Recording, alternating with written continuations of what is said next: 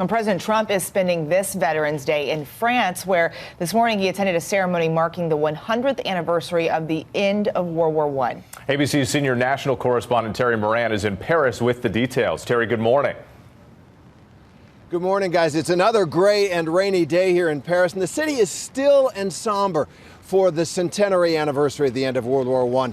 President Trump joining more than 60 other world leaders for a beautiful, poignant ceremony under the Arc de Triomphe behind me. President also sharing a handshake with Vladimir Putin, although the two did not speak. It was President Macron of France who gave the only speech here, and it was a remarkable rebuke of things that President Trump stands for. Macron declaring that the memory of that awful war shows how, in his words, nationalism, which President Trump has embraced, is the betrayal of true patriotism. But there was business done here as well at a dinner last night. President Erdogan of Turkey seen talking with President Trump. The White House saying the two discussed that murder of Jamal Khashoggi, the Saudi journalist in Istanbul. President Erdogan saying that his government has shared an audio tape of that killing inside the Saudi consulate with the U.S. and other countries. All that putting pressure on Saudi Arabia and on the U.S.-Saudi alliance. Dan?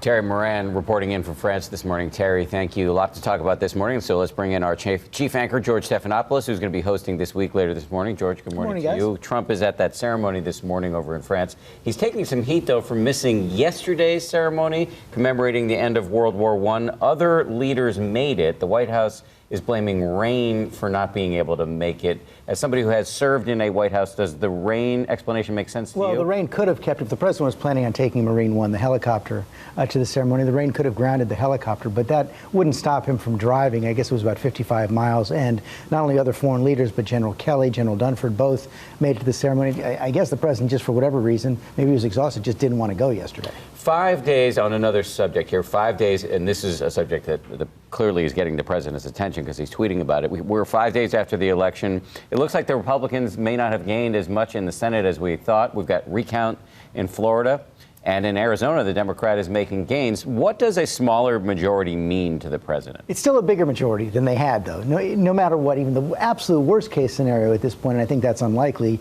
the Republicans will pick up one seat in the Senate to go from 51 to 52. That's still pretty strong right there. I think, the president had some hopes on Tuesday night when it looked like he might be able to win Montana, when we didn't know about Nevada and Arizona. I think he had some hopes that maybe the Republicans will pick up 3, 4, 5 seats. That is not going to happen right now, but they still are going to have control. Of course, much more significant to the president is the fact that Democrats now look like they could take close to 40 seats in the House. Solid control for the Democrats. That's trouble for the president.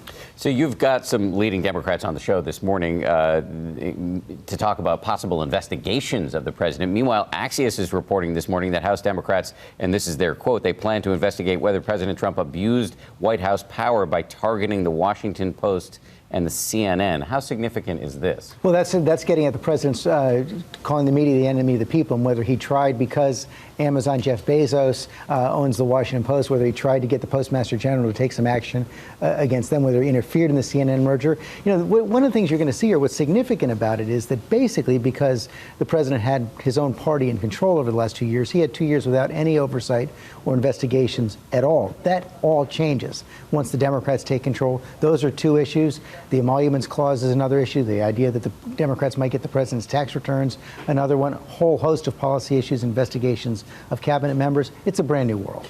Brand new world, but still as wild as the one we've been covering for the last 2 years. George Stephanopoulos, thank you very much. Thank you, Appreciate guys. it. I want to remind everybody, George has a big show this morning. He's going to speak, as we mentioned, with the Democratic Congressman Elijah Cummings and Gerald Nadler, the incoming chairs of 2 key committees who may lead investigations of the Trump administration. Plus, he'll go one-on-one with Counselor to the President Kellyanne Conway. It's all coming up on This Week, later this morning, right here on ABC.